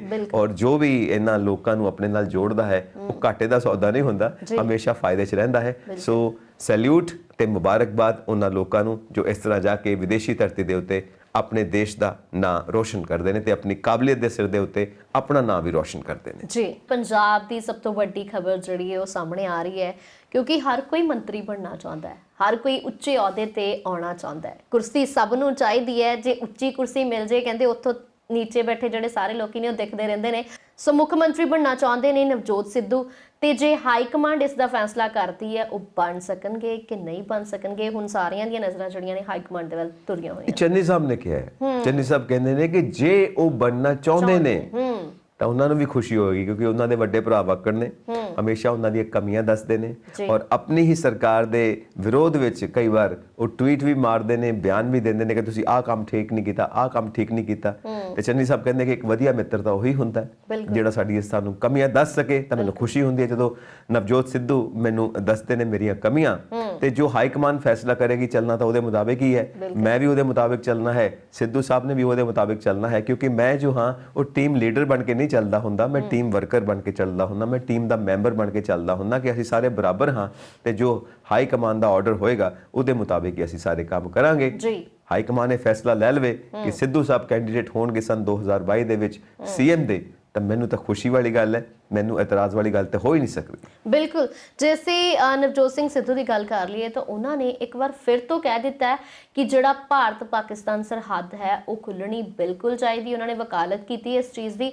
ਉਹਨਾਂ ਨੇ ਇਹ ਕਿਹਾ ਹੈ ਕਿ ਜਿਹੜੇ ਵਪਾਰ ਹੈ ਦੋਨਾਂ ਦੇਸ਼ਾਂ ਦਾ ਉਹ ਵਧਣਾ ਚਾਹੀਦਾ ਹੈ ਤਾਂ ਕਿ ਸਾਨੂੰ ਵੀ ਫਾਇਦਾ ਹੋਵੇ ਤੇ ਦੂਸਰੇ ਦੇਸ਼ ਨੂੰ ਵੀ ਫਾਇਦਾ ਹੋਵੇ। ਹਰ ਚੀਜ਼ ਦਾ ਆਧਾਰ ਵਪਾਰ ਹੈ, ਇਕਨੋਮੀ ਹੈ। ਅੱਜ ਦੀ ਦੁਨੀਆ ਦੇ ਵਿੱਚ ਜੇ ਤੁਸੀਂ ਦੋਸਤੀ ਕਰਨਾ ਚਾਹੁੰਦੇ ਹੋ ਤਾਂ ਤੁਹਾਨੂੰ ਵਪਾਰ ਕਰਨਾ ਪਏਗਾ, ਤੁਹਾਨੂੰ ਇਕਨੋਮੀ ਇਕਨੋਮੀ ਨੂੰ ਇੱਕ ਦੂਜੇ ਨੂੰ ਸਪੋਰਟ ਕਰਨਾ ਪਏਗਾ, ਮਿਊਚੁਅਲ ਬੈਨੀਫਿਟ ਹੋਏਗਾ, ਤਾਂ ਹੀ ਉਹ ਬਾਰਡਰਸ ਖੁੱਲਣਗੇ, ਤਾਂ ਹੀ ਦੋਸਤੀ ਹੋ ਸਕਦੀ ਹੈ। ਸੋ ਸਿੱਧੂ ਸਾਹਿਬ ਠੀਕ ਹੈ, ਸਮੇਂ ਦੀ ਨਬਜ਼ ਨੂੰ ਪਹਿਚਾਣਦੇ ਨੇ ਕਿ ਵਪਾਰ ਖੋਲੋ ਤੇ ਸਾਰੇ ਦੁਆਰ ਖੋਲੋ ਤੇ ਫਿਰ ਅੱਗੇ ਵਧੋ, ਦੋਸਤੀ ਯਾਰਾਨੇ ਪੱਕੇ ਹੋਣ ਤੇ ਜਿਹੜੀ ਇਹ ਪੁਰਾਣੀ ਕੁੜੱਤਨ ਹੈ ਇਹ ਦੂਰ ਹੋ ਜਾਏ, ਕਿਉਂਕਿ ਹੈਗੇ ਤਾਂ ਅਸੀਂ ਇੱਕੋ ਹੀ ਦੇਸ਼ ਹੈ ਨਾ, ਹੈਗੇ ਤਾਂ ਅਸੀਂ ਇੱਕੋ ਹੀ ਹਾਂ। ਸੋ ਇਹ ਅੰਗਰੇਜ਼ਾਂ ਨੇ ਜਿਹੜੀ ਵੰਡੀ ਪਾ ਦਿੱਤੀ, ਉਸ ਦੇ ਬਾਵਜੂਦ ਵੀ ਸਾਨੂੰ ਸਭ ਨੂੰ ਹੀ ਪਤਾ ਕਿ ਅਸੀਂ ਇੱਕੋ ਹੀ ਹਾਂ ਤੇ ਇੱਕ ਹੋ ਜਾਈਏ ਤਾਂ ਬਹੁਤ ਹੀ ਵਧੀਆ। ਸੋ ਪੰਜਾਬ ਦੀ ਹੋਰ ਵੀ ਨਿਊਜ਼ ਹੈ ਕਿ ਖੂਫੀਆ ਏਜੰਸੀਆਂ ਜੋ ਦੇ ਰਹੀਆਂ ਨੇ ਰਿਪੋਰਟ, ਹਾਲਾਂਕਿ ਫੜੇ ਵੀ ਗਏ ਨੇ ਲੋਕ ਜਿਨ੍ਹਾਂ ਕੋਲ RDX ਮਿਲਿਆ ਹੈ, ਹਥਿਆਰ ਮਿਲੇ ਨੇ, ਬੰਬਸ ਮਿਲੇ ਨੇ ਔਰ ਹੋਰ ਵੀ ਸਲੀਪਰ ਸੈੱਲ ਜਿਹੜੇ ਨੇ ਉਹ ਐਕਟੀਵੇਟ ਨੇ। ਇਹ ਰਿਪੋਰਟਸ ਆ ਰਹੀਆਂ ਨੇ ਕੋਈ 60 ਦੇ ਕਰੀਬ ਜਿਹੜੇ ਨੇ ਸਲੀਪਰ ਸੈੱਲ ਮੌਜੂਦ ਨੇ ਪੰਜਾਬ ਦੇ ਅੰਦਰ, ਜੋ ਘਟਨਾਵਾਂ ਕਰਨਾ ਚਾਹੁੰਦੇ ਨੇ, ਕਿਉਂਕਿ ਹੋ ਸਕਦਾ ਹੈ ਨਵੇਂ ਸਾਲ ਦੇ ਉੱਤੇ ਕੁਝ ਕਰਨਾ ਚਾਹੁੰਦੇ ਹੋਣ, 26 ਜਨਵਰੀ ਆ ਰਹੀ ਹੈ, ਫਿਰ ਕੁਝ ਕਰਨਾ ਚਾਹੁੰਦੇ ਹੋਣ, ਪੰਜਾਬ ਦੀਆਂ ਇਲੈਕਸ਼ਨ ਸਨ 2022 ਦੀ ਆ ਰਹੀਆਂ ਨੇ, ਕੋਈ ਗੜਬੜ ਕਰਨਾ ਚਾਹੁੰਦੇ ਹੋਣ, ਇਸ ਕਰਕੇ ਜੋ ਸਿਕਿਉਰਿਟੀਜ਼ ਨੇ ਪੂਰੀਆਂ ਅਲਰਟ ਨੇ ਇਸ ਵਕਤ ਪੰਜਾਬ ਵਿੱਚ। ਬਿਲਕੁਲ। ਸੋ ਸਿਕਿਉਰਿਟੀਜ਼ ਹਮੇਸ਼ਾ ਅਲਰਟ ਰਹਿੰਦੀਆਂ ਨੇ, ਲੋਕਾਂ ਨੂੰ ਬਚਾਉਣ ਦਾ ਜਿਹੜਾ ਉਹਨਾਂ ਦੇ ਹੱਥ ਦੇ ਵਿੱਚ ਕੰਮ ਹੈ, ਜ਼ਿੰਮੇਵਾਰੀ ਹੈ, ਉਸ ਨੂੰ ਦੇਖਦੇ ਹੋਏ ਅਲਰਟ ਰਹਿਣਾ ਵੀ ਬਣਦਾ, ਕਿਉਂਕਿ ਲੋਕਾਂ ਦਾ ਬਚਾਅ ਜਿਹੜਾ ਹੈ ਸਿਕਿਉਰਿਟੀ ਦੇ ਹੱਥ ਦੇ ਵਿੱਚ ਹੁੰਦਾ। ਪਰ ਇਦਾਂ ਦੇ ਲੋਕ ਜਿਹੜੇ ਨੇ ਕੁਛ ਨਾ ਕੁਛ ਕਰਨਾ ਚਾਹੁੰਦੇ ਹੁੰਦੇ ਨੇ, ਖਾਸ ਕਰਕੇ ਉਸ ਟਾਈਮ ਤੇ ਜਿੱਥੇ ਲੋਕਾਂ ਦੀ ਭੀੜ ਜ਼ਿਆਦਾ ਹੋਣੀ ਹੁੰਦੀ ਹੈ। ਹੁਣ ਨਵੇਂ ਸਾਲ ਤੇ ਅਸੀਂ ਦਸੰਬਰ ਦੀ ਜੇ ਗੱਲ ਕਰ ਲਈਏ, ਕ੍ਰਿਸਮਸ ਡੇਜ਼ ਤੇ ਵੀ ਬਹੁਤ ਸਾਰੇ ਲੋਕ ਜਿਹੜੇ ਨੇ ਵੱਖ-ਵੱਖ ਜਗ੍ਹਾ ਤੇ ਇਕੱਠੇ ਹੁੰਦੇ ਨੇ, ਜਸ਼ਨ ਮਨਾਉਂਦੇ ਨੇ। ਸੋ ਉਹਨਾਂ ਚੀਜ਼ਾਂ ਨੂੰ ਲੈ ਕੇ ਮੈਨੂੰ ਲੱਗਦਾ ਹੈ ਇਹ ਖੂਫੀਆ ਏਜੰਸੀ ਜਿਹੜੀ ਹੈ ਇਹ ਪਤਾ ਲਗਾਉਂਦੀਆਂ ਰਹਿੰਦੀਆਂ ਨੇ ਕਿ ਹੁਣ ਆਉਣ ਵਾਲੇ ਦਿਨਾਂ ਦੇ ਵਿੱਚ ਬਹੁਤ ਸਾਰੀਆਂ ਭੀੜਾਂ ਜਿਹੜੀਆਂ ਨੇ ਇਕੱਠੀਆਂ ਹੋਣੀਆਂ ਨੇ, ਕਿਤੇ ਕੋਈ ਗਲਤ ਬੰਦਾ ਆ ਕੇ, ਕੋਈ ਸ਼ਰਾਰਤੀ ਅਨਸਰ ਆ ਕੇ ਦੇਸ਼ ਨੂੰ ਬਰਬਾਦ ਕਰਨ ਦੀ ਕੋਸ਼ਿਸ਼ ਨਾ ਕਰੇ। ਸੋ ਸੋਚਣ ਵਾਲੀ ਗੱਲ ਇਹ ਹੈ ਕਿ ਇਹਨਾਂ ਸਲੀਪਰ ਸੈੱਲ ਦੇ ਪਿੱਛੇ ਕੌਣ ਹੈ, ਉਹ ਕੌਣ ਦਿਮਾਗ ਹੈ ਜਿਹੜਾ ਇਹਨਾਂ ਨੂੰ ਗਾਈਡ ਕਰਦਾ ਹੈ ਤੇ ਭਾਰਤ ਦੇ ਵਿੱਚ ਇਸ ਤਰ੍ਹਾਂ ਦੀਆਂ ਗੜਬੜੀਆਂ ਕਰਨ ਵਾਸਤੇ ਉਹਨਾਂ ਨੂੰ ਪ੍ਰੇਰਦਾ ਹੈ, ਪੇਮੈਂਟਸ ਵੀ ਦਿੰਦਾ ਹੋਏਗਾ, ਉਹਨਾਂ ਨੇ ਹਾਇਰ ਕੀਤੇ ਹੋਏ ਨੇ ਤਾਂ ਜ਼ਰੂਰੀ ਤੌਰ ਤੇ ਪੇਮੈਂਟਸ ਦਿੰਦੇ ਹੋਣਗੇ। ਤਾਂ ਇਹ ਸਭ ਗੜਬੜੀਆਂ ਕਰਨ ਵਾਲੇ ਕੌਣ ਨੇ, ਕੌਣ ਇਹਦੇ ਪਿੱਛੇ ਨੇ, ਸੋ ਇਹ ਵੀ ਸਭ ਜਾਣਨਾ ਜ਼ਰੂਰੀ ਹੈ। ਸੋ ਸਾਡੀ ਸਿਕਿਉਰਿਟੀ ਤਾਂ ਬਿਲਕੁਲ ਤਿਆਰ ਹੈ ਔਰ ਇਹਨਾਂ ਦੀ ਧਰਪਕੜ ਵੀ ਜਾਰੀ ਹੈ। ਤਾਂ ਹੋਰ ਵੀ ਜੋ ਨਿਊਜ਼ ਆਏਗੀ, ਜੋ ਵੀ ਇਹਨਾਂ ਦੀ ਧਰਪਕੜ ਬਾਰੇ ਅਪਡੇਟਸ ਹੋਣਗੀਆਂ, ਉਹ ਤਾਂ ਅਸੀਂ ਆਪਣੇ ਦਰਸ਼ਕਾਂ ਨਾਲ ਸਾਂਝੀਆਂ ਕਰਦੇ ਹੀ ਰਹਿਣਾ ਹੈ ਜੀ। ਖਾਲਸਾ ਸਾਜਨਾ ਦਿਵਸ ਆ ਰਿਹਾ, ਸੋ ਉਸ ਦੇ ਵਾਸਤੇ ਬਹੁਤ ਸਾਰੇ ਸ਼ਰਧਾਲੂ ਜਿਹੜੇ ਨੇ ਪਾਕਿਸਤਾਨ ਜਾਣਾ ਚਾਹਣਗੇ, ਉੱਥੇ ਜਾ ਕੇ ਗੁਰੂ ਧਾਮਾਂ ਦੇ ਦਰਸ਼ਨ ਕਰਨਾ ਚਾਹਣਗੇ, ਕਿਉਂਕਿ ਜਥਾ ਜਿਹੜਾ ਹੈ ਉਹ ਜਾਂਦਾ ਰਹਿੰਦਾ ਹੈ। ਖਾਸ ਕਰਕੇ ਜਦੋਂ ਖਾਸ ਗੁਰਮਤਿ ਸਮਾਗਮ ਹੁੰਦੇ ਨੇ, ਖਾਲਸਾ ਸਾਜਨਾ ਦਿਵਸ ਹੈ ਹੁਣ, ਤਾਂ ਉਦੋਂ ਵੀ ਜਾਣਾ ਬਣਦਾ ਹੈ, ਕਿਉਂਕਿ ਬਹੁਤ ਸਾਰੇ ਲੋਕਾਂ ਦੀ ਸ਼ਰਧਾ ਹੈ ਅਸੀਂ ਜਾਈਏ, ਨਤਮਸਤਕ ਹੋਈਏ ਉੱਥੇ ਜਾ ਕੇ। ਉਸ ਦੇ ਵਾਸਤੇ ਜਿਹੜਾ ਹੈ SGPC ਨੂੰ ਪਾਸਪੋਰਟ ਜਮ੍ਹਾਂ ਕਰਵਾਉਣੇ ਹੋਣਗੇ 31 ਦਸੰਬਰ ਤੱਕ ਲੋਕਾਂ ਦੇ ਵੱਲੋਂ। ਹਾਂਜੀ, ਉਹਨਾਂ ਨੇ ਇਹ ਘੋਸ਼ਣਾ ਕੀਤੀ ਹੈ ਸ਼੍ਰੋਮਣੀ ਕਮੇਟੀ ਨੇ ਕਿ ਜੋ ਵੀ ਜਾਣਾ ਚਾਹੁੰਦੇ ਨੇ ਇਸ ਦਿਵਸ ਦੇ ਉੱਤੇ ਖਾਸ ਤੌਰ ਤੇ ਤਾਂ ਆਪਣੇ ਪਾਸਪੋਰਟ ਜਮ੍ਹਾਂ ਕਰਵਾਉਣ, ਤਾਂ ਕਿ ਅਗਲੀ ਬਣਦੀ ਕਾਰਵਾਈ ਕੀਤੀ ਜਾਏ ਤੇ ਉਹਨਾਂ ਦਾ ਉੱਥੇ ਜਾਣਾ ਸੰਭਵ ਬਣਾਇਆ ਜਾਵੇ, ਕਿਉਂਕਿ ਗਵਰਨਮੈਂਟ ਕੋਲੋਂ ਪਰਮਿਸ਼ਨਸ ਲੈਣੀਆਂ, ਡਾਕੂਮੈਂਟਸ ਤਿਆਰ ਕਰਨੇ, ਬਹੁਤ ਸਾਰਾ ਲੰਬਾ ਪ੍ਰੋਸੈਸ ਹੁੰਦਾ ਹੈ, ਉਹ ਸਭ ਜਾਰੀ ਕੀਤਾ ਜਾਏ, ਕਿਉਂਕਿ ਅਪ੍ਰੈਲ 'ਚ ਹੈ ਹਜੇ ਖਾਲਸਾ ਸਥਾਪਨਾ ਦਿਵਸ, ਖਾਲਸਾ ਸਾਜਨਾ ਦਿਵਸ, ਤੇ ਉਸ ਦਿਵਸ ਦੇ ਉੱਤੇ ਜਾਣ ਵਾਸਤੇ ਹੁਣ ਤੋਂ ਹੀ ਤਿਆਰੀ ਕੀਤੀ ਜਾਵੇ, ਤਾਂ ਹੀ ਉਦੋਂ ਤੱਕ ਸੰਭਵ ਹੋ ਪਾਏਗਾ ਜਾਣਾ। ਇਸ ਕਰਕੇ ਜੋ ਵੀ ਜਾਣਨਾ ਚਾਹੁੰਦੇ ਨੇ ਜੀ, ਤਾਂ ਆਪਣੇ ਪਾਸਪੋਰਟ ਜ਼ਰੂਰ ਜਮ੍ਹਾਂ ਕਰਾਓ ਤੇ ਜਾ ਕੇ ਉੱਥੇ ਅਰਦਾਸ ਕਰੋ ਸਭ ਦੀ ਸੁੱਖ ਸ਼ਾਂਤੀ ਵਾਸਤੇ, ਬਾਬਾ ਜੀ ਅੱਗੇ खूब प्रार्थना करो जी। सो जथा जिहड़ा भी जाना चाहता है, जो भी अपना जिन्हां दा भी मन है, जिन्हां दी भी शरधा है, वो अपने पासपोर्ट जमा करवा के अपनी जल्दी तो जल्दी यात्रा जिहड़ी है कर सकते हैं ते गुरु धामां दे दर्शन जिहड़े ने वो भी कीते जा सकते हैं। बिल्कुल जी। हुण एक खबर निकल के ये भी आ रही है चंडीगढ़ तो, जिहड़ा 12 सियासी पार्टियां उन्होंने कह दिता है कि असी पंजाब मुक्ति मोर्चा जिहड़ा वो आरंभ करांगे, इकट्ठे होके चोण लड़ांगे। फैसला जिहड़ा है उन्होंने कर लिया जी। सन 2022 ਦੀਆਂ ਚੋਣਾਂ ਆ ਰਹੀਆਂ ਨੇ, ਵੱਖ-ਵੱਖ ਐਲਾਨ ਹੋ ਰਹੇ ਨੇ, ਨਵੀਆਂ ਪਾਰਟੀਆਂ ਬਣ ਰਹੀਆਂ ਨੇ, ਕੈਪਟਨ ਸਾਹਿਬ ਨੇ ਵੀ ਨਵੀਂ ਪਾਰਟੀ ਬਣਾਈ ਹੈ, ਨਵੇਂ-ਨਵੇਂ ਗੱਠਜੋੜ ਹੋ ਰਹੇ ਨੇ। ਹੁਣ ਇੱਕ ਨਵੀਂ ਚੀਜ਼ ਹੈ ਕਿ ਪੰਜਾਬ ਮੁਕਤੀ ਮੋਰਚਾ, ਨਾਂ ਤਾਂ ਬੜਾ ਪਿਆਰਾ ਹੈ, ਪੰਜਾਬ ਮੁਕਤੀ ਮੋਰਚਾ। ਸੋ ਇਹ ਮੁਕਤੀ ਮੋਰਚਾ 12 ਸਿਆਸੀ ਪਾਰਟੀਆਂ ਨੇ ਮਿਲ ਕੇ ਬਣਾਇਆ ਕਿ ਉਹ ਸਨ 2022 ਦੀਆਂ ਇਲੈਕਸ਼ਨਾਂ ਨੂੰ ਉਹ ਲੜਨਗੇ ਤੇ ਪੰਜਾਬ ਦੀ ਮੁਕਤੀ ਵਾਸਤੇ ਜ਼ਰੂਰ ਕੋਸ਼ਿਸ਼ ਕਰਨਗੇ, ਕਿਉਂਕਿ ਪੁਰਾਣੀ ਪਾਰਟੀਆਂ ਦੇ ਵੱਸ ਦੀ ਇਹ ਗੱਲ ਰਹੀ ਨਹੀਂ। ਤਾਂ ਪੰਜਾਬ ਮੁਕਤੀ ਮੋਰਚਾ ਇਸ ਨੂੰ ਸੰਭਵ ਕਰਕੇ ਦਿਖਾਏਗਾ ਜੋ ਭਾਰਤ ਦੇ, ਜੋ ਪੰਜਾਬ ਦੇ ਨਾਗਰਿਕ ਚਾਹੁੰਦੇ ਨੇ ਸਰਕਾਰਾਂ ਕੋਲੋਂ।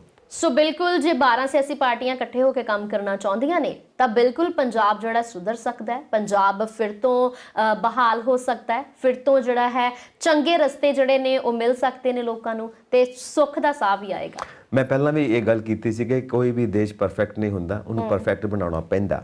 ਸੋ ਉਸੇ ਤਰ੍ਹਾਂ ਹੀ ਜੇ 12 ਪਾਰਟੀਆਂ ਇਕੱਠੀਆਂ ਹੋਈਆਂ ਨੇ ਤਾਂ ਅਸੀਂ ਸਾਰੇ ਕਿਉਂ ਨਹੀਂ ਇਕੱਠੇ ਹੋ ਸਕਦੇ ਜੀ? ਕਿਉਂਕਿ ਲੋਕਤੰਤਰ ਦੇ ਵਿੱਚ ਜਦੋਂ ਤੱਕ ਲੋਕ ਸਿਆਸੀ ਪਾਰਟੀ ਨਾਲ, ਸਰਕਾਰ ਨਾਲ ਖੜੇ ਨਹੀਂ ਹੁੰਦੇ, ਉਦੋਂ ਤੱਕ ਕੋਈ ਵੀ ਕੰਮ ਸਿਰੇ ਨਹੀਂ ਚੜਦਾ। ਇਸ ਕਰਕੇ ਸਾਨੂੰ ਸਾਰਿਆਂ ਨੂੰ ਮਿਲ ਕੇ ਹੀ ਇਹ ਕੰਮ ਕਰਨਾ ਪੈਣਾ ਹੈ। ਪਹਿਲਾਂ ਤਾਂ ਇੱਕ ਵਧੀਆ ਚੋਣ ਕਰੀਏ ਕਿ ਕਿੰਨਾਂ ਨੂੰ ਲਿਆਉਣਾ ਹੈ। ਹਾਲਾਂਕਿ ਕਿਸਾਨਾਂ ਵੱਲ ਵੀ ਲੋਕ ਦੇਖ ਰਹੇ ਨੇ ਕਿ ਉਹਨਾਂ ਵੱਲੋਂ ਵੀ ਕੋਈ ਪਾਰਟੀ ਆਵੇ, ਉਹਨਾਂ ਵੱਲੋਂ ਵੀ ਕੋਈ ਉਮੀਦਵਾਰ ਆਉਣ ਜੋ ਪੰਜਾਬ ਦੀ ਧਰਤੀ ਦੇ ਉੱਤੇ ਉਹ ਕਮਾਲ ਕਰਕੇ ਦਿਖਾਉਣ ਜੋ ਅਸੀਂ ਸਾਰੇ ਚਾਹੁੰਦੇ ਹਾਂ। ਬਿਲਕੁਲ। ਸੋ ਉਹਨਾਂ ਵੱਲ ਵੀ ਧਿਆਨ ਹੈ ਸਾਡਾ ਸਾਰਿਆਂ ਦਾ ਕਿ ਇੱਕ ਬਦਲ ਮਿਲੇ ਸਾਨੂੰ ਰਾਜਨੀਤੀ ਦੇ ਵਿੱਚ, ਤੇ ਬਦਲ ਦੇ ਨਾਲ ਨਾਲ ਇਹ ਵੀ ਜ਼ਰੂਰੀ ਹੈ ਕਿ ਅਸੀਂ ਵੀ ਬਦਲ ਜਾਈਏ, ਚੰਗੇ ਬਣ ਜਾਈਏ, ਚੰਗੀ ਸੋਚ ਦੇ ਨਾਲ ਅਸੀਂ ਅਪਰੋਚ ਕਰੀਏ ਹਰ ਪਾਰਟੀ ਨੂੰ, ਅਸੀਂ ਅਪਰੋਚ ਕਰੀਏ ਉਸ ਪਾਰਟੀ ਨੂੰ ਵੀ ਜਿਹੜੀ ਜਿੱਤ ਕੇ ਆਉਂਦੀ ਹੈ, ਜਿਹਨੂੰ ਲੋਕ ਚੁਣਦੇ ਨੇ, ਸੱਤਾ 'ਚ ਲੈ ਕੇ ਆਉਂਦੇ ਨੇ, ਉਹਦੇ ਨਾਲ ਖੜੇ ਹੋਈਏ, ਪਾਲਿਸੀਜ਼ ਦੇ ਵਿੱਚ ਉਹਦਾ ਸਾਥ ਦਈਏ। ਇਹ ਨਹੀਂ ਕਿ ਫਲਾਣੀ ਪਾਰਟੀ ਸਾਡੇ ਵੇਲੇ ਜਿੱਤੀ ਸੀ ਹੁਣ ਅਸੀਂ ਉਹਨਾਂ ਦਾ ਵਿਰੋਧ ਕਰਨਾ ਹੈ, ਉਹਨਾਂ ਨੇ ਆਪਣੇ ਵੇਲੇ ਸਾਡਾ ਵਿਰੋਧ ਕੀਤਾ ਸੀ, ਆਪਸ 'ਚ ਲੜੀ ਜਾਵਾਂਗੇ ਤਾਂ ਕਿਤੇ ਕਲਿਆਣ ਨਹੀਂ ਹੋਣਾ। ਇਹਨਾਂ ਨੇ ਸਾਡੇ ਉੱਤੇ ਝੂਠੇ ਕੇਸ ਪਵਾਏ ਸੀ, ਹੁਣ ਇਸ ਵਾਰ ਅਸੀਂ ਇਹਨਾਂ ਦੇ ਝੂਠੇ ਕੇਸ ਪਵਾਉਣੇ ਨੇ। ਇਹ ਕੀ ਤਮਾਸ਼ੇ ਨੇ? ਅਸੀਂ ਇਹਨਾਂ ਦੀ ਗਲੀ ਨਹੀਂ ਬਣਨ ਦੇਣੀ ਕਿਉਂਕਿ ਇਹਨਾਂ ਨੇ ਸਾਡੀ ਗਲੀ ਨਹੀਂ ਬਣਨ ਦਿੱਤੀ ਸੀ। ਇਹ ਕੀ ਤਮਾਸ਼ੇ ਨੇ? ਸੋ ਹੁਣ ਵਕਤ ਆ ਗਿਆ ਕਿ ਸੁਧਰ ਜਾਈਏ, ਸੋਚ ਸੁਧਾਰੀਏ ਤਾਂ ਸਹੀ ਰਾਹ ਤੇ ਚੱਲੀਏ। ਸਾਰੇ ਮਿਲ ਕੇ ਲੋਕਤੰਤਰ ਦੇ ਵਿੱਚ ਜਦੋਂ ਕੰਮ ਕਰਦੇ ਹਾਂ ਉਦੋਂ ਹੀ ਦੇਸ਼, ਉਦੋਂ ਹੀ ਕੋਈ ਸੂਬਾ, ਉਦੋਂ ਹੀ ਕੋਈ ਸਮਾਜ ਤਰੱਕੀ ਕਰ ਸਕਦਾ ਹੈ, ਬਿਹਤਰ ਬਣ ਸਕਦਾ ਹੈ, ਪਰਫੈਕਟ ਬਣ ਸਕਦਾ ਹੈ। ਜੇ ਪਰਫੈਕਟ ਬਣਨਾ ਹੈ ਦੇਸ਼ ਨੇ ਤਾਂ ਸਿਆਸੀ ਪਾਰਟੀਆਂ ਨੇ ਵੀ ਕੁਝ ਚੰਗਾ ਸੋਚਣਾ ਪਏਗਾ, ਦੇਸ਼ ਦੇ ਨਾਗਰਿਕਾਂ ਨੂੰ ਵੀ ਕੁਝ ਚੰਗਾ ਸੋਚਣਾ ਪਏਗਾ, ਤਾਂ ਹੀ ਸਾਡਾ ਪੰਜਾਬ ਇੱਕ ਚੰਗਾ ਪੰਜਾਬ ਬਣ ਸਕਦਾ ਹੈ। ਖੇਤੀ ਕਾਨੂੰਨਾਂ ਨੂੰ ਲੈ ਕੇ ਬਹੁਤ ਸਾਰੀਆਂ ਖਬਰਾਂ ਜਿਹੜੀਆਂ ਨੇ ਸਾਹਮਣੇ ਨਿਕਲ ਕੇ ਆਉਂਦੀਆਂ ਨੇ। ਬਹੁਤ ਸਾਰੀਆਂ ਖਬਰਾਂ ਅਜਿਹੀਆਂ ਹੁੰਦੀਆਂ ਨੇ ਕਿ ਅਫਵਾਹਾਂ ਹੀ ਫੈਲਦੀਆਂ ਨੇ ਇੱਕ ਤਰੀਕੇ ਦੇ ਨਾਲ ਕਿ ਮੋਰਚਾ ਜਿਹੜਾ ਹੈ ਖਤਮ ਹੋ ਗਿਆ ਹੈ, ਪਰ ਮੋਰਚਾ ਖਤਮ ਨਹੀਂ ਹੋਇਆ ਕਿਉਂਕਿ ਬਹੁਤ ਸਾਰੀਆਂ ਮੰਗਾਂ ਹਜੇ ਮਨਵਾਉਣੀਆਂ ਬਾਕੀ ਨੇ। ਹੁਣ ਇੱਕ ਨਵੀਂ ਆਵਾਜ਼ ਜਿਹੜੀ ਹੈ ਪੰਜਾਬ ਤੋਂ ਉੱਠੀ ਹੈ ਕਿ ਖੇਤੀ ਕਾਨੂੰਨ ਜਿਹੜਾ ਕੇਂਦਰ ਸਰਕਾਰ ਕਹਿ ਰਹੀ ਹੈ ਕਿ ਖੇਤੀ ਕਾਨੂੰਨ ਚੰਗੇ ਨੇ, ਇਹ ਲੋਕਾਂ ਨੂੰ ਸਮਝ ਨਹੀਂ ਆ ਰਹੀ ਜਾਂ ਫਿਰ ਅਸੀਂ ਸਮਝਾ ਨਹੀਂ ਪਾਏ, ਉਹ ਸਾਰੀਆਂ ਗੱਲਾਂ ਕੇਂਦਰ ਸਰਕਾਰ ਬੰਦ ਕਰਕੇ, ਉਹਨਾਂ ਸਾਰੀਆਂ ਗੱਲਾਂ ਨੂੰ ਬੰਦ ਕਰਕੇ ਇੱਕ ਨਵੀਂ ਸੋਚ ਦੇ ਨਾਲ ਕਿਸਾਨਾਂ ਦਾ ਸਾਥ ਦੇਵੇ।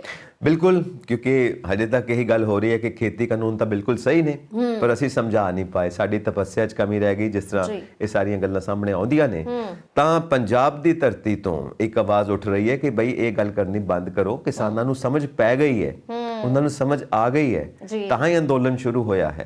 ਜਦੋਂ ਉਹਨਾਂ ਨੂੰ ਪਤਾ ਲੱਗਾ ਕਿ ਇਹ ਜਿਹੜੇ ਕਾਨੂੰਨ ਨੇ ਇਹ ਲੋਕਾਂ ਪੱਖੀ ਨਹੀਂ ਹੈਗੇ, ਇਹ ਕਾਰਪੋਰੇਟ ਪੱਖੀ ਨੇ, ਇਹ ਸਭ ਦਾ ਨੁਕਸਾਨ ਕਰਨਗੇ, ਰੋਟੀ ਤੋਂ ਵੀ ਅਸੀਂ ਮੁਹਤਾਜ ਹੋ ਜਾਵਾਂਗੇ, ਇਸ ਲਈ ਉੱਠੇ ਨੇ। ਇਸ ਕਰਕੇ ਅੰਦੋਲਨ ਚੱਲ ਰਿਹਾ ਹੈ ਪੂਰੇ ਸਾਲ ਤੋਂ, ਤੇ ਇਹ ਬੜਾ ਸੰਘਰਸ਼ਸ਼ੀਲ ਸਾਲ ਰਿਹਾ ਹੈ ਪੂਰਾ। ਸ਼ਹਾਦਤਾਂ ਵੀ ਹੋਈਆਂ ਨੇ 700 ਤੋਂ ਜ਼ਿਆਦਾ। ਹਾਲਾਂਕਿ ਇਹ ਵੀ ਬਿਆਨ ਆਏ ਨੇ ਕਿ ਜੋ ਦੇਸ਼ ਦੇ ਵਾਸਤੇ ਸਰਹੱਦ ਤੇ ਸ਼ਹੀਦ ਹੁੰਦੇ ਨੇ ਉਹਨਾਂ ਨੂੰ ਹੀ ਸ਼ਹੀਦ ਕਿਹਾ ਜਾਂਦਾ ਹੈ, ਬਲਕਿ ਇਹ ਗਲਤ ਹੈ।